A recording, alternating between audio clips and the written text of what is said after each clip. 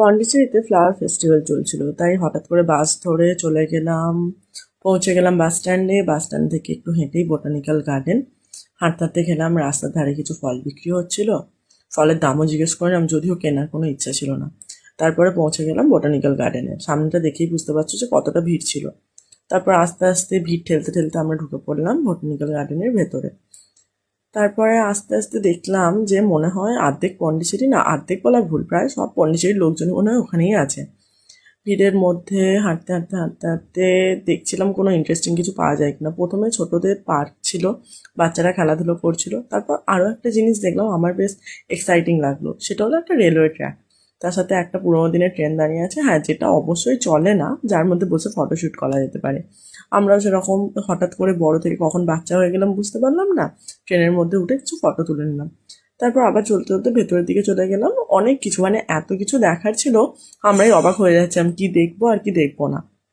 তারপরে আমরা গেলাম, একটা ছোট স্টলের মতো জায়গা ছিল।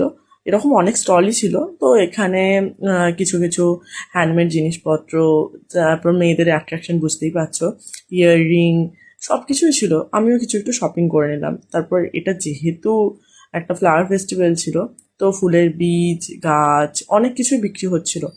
তারপর এখানে অর্গ্যানিক হানি, অর্গ্যানিক ঘি, অনেক কিছু পাওয়া যাচ্ছিল।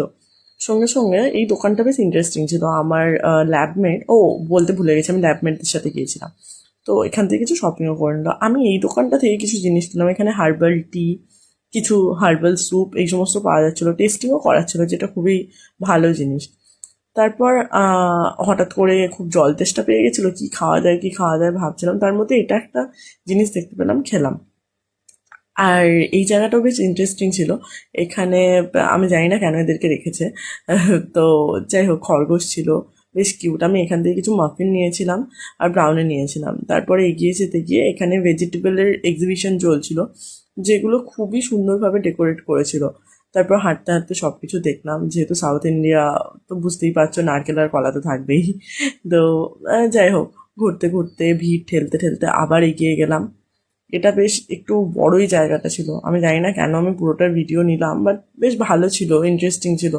ভিডিও করতে করতে তো দেখা হয়নি কী কী ছিল, এখন দেখা যেতে পারে। আমি জানি না, আমি এখানে হাঁটতে হাঁটতে ভুলেই গেছিলাম যে আমি আরও বেশ কয়েকজন লোকজনের সাথে এসেছি। অনেকটা এগিয়ে গিয়ে তখন আমার মনে পড়লো, না না, ওদেরকেও তো খুঁজতে হবে। তারপর ওখান থেকে বেরোনোর পর এটাও একটা বেশ ভালো জিনিস। আমরা ছোটোবেলায় যেমন আর্ট, মানে আর্টের জন্য অনেক জিনিসপত্র বানাতাম না, ডাল চাল দিয়ে, সেই রকমই ডাল চাল বিভিন্ন ধরনের আর্ট পিসেস বানিয়েছিল, যেটাও খুব ভালো দেখতে ছিল। এখানে আমার তো বেশ কয়েকটা খুব পছন্দ হয়েছিল। জানি না, লাইনটাতে একটু থমকেও গেছিলাম। তারপর আবার আবার গেলাম, এগিয়ে গেলাম এগিয়ে গেলাম, এটাও খুব সুন্দর ছিল। তারপর এখানে একটা কিছু হচ্ছিল, কিন্তু ভিড়ের মধ্যে আর যেতে পারলাম না। আর সঙ্গে সঙ্গে আমার জুনিয়ররা বলে উঠলো, না না, সামনে ফুলের ফেস্টিভ্যালটা আগে যেতে হবে, ওটা বেশি সুন্দর। দেখতেই পাচ্ছ কি সুন্দর, চারিদিকে এত ফুল, এত গাছ, মানে দেখেই মন ভালো হয়ে গেল। আর যা দেখতে পাচ্ছ এগুলো সব এক্সিবিশনের জন্য দিয়েছে, নর্মাল টাইমেও এখানে থাকে। এই করতে করতে আমাদের ট্রিপ শেষ হয়ে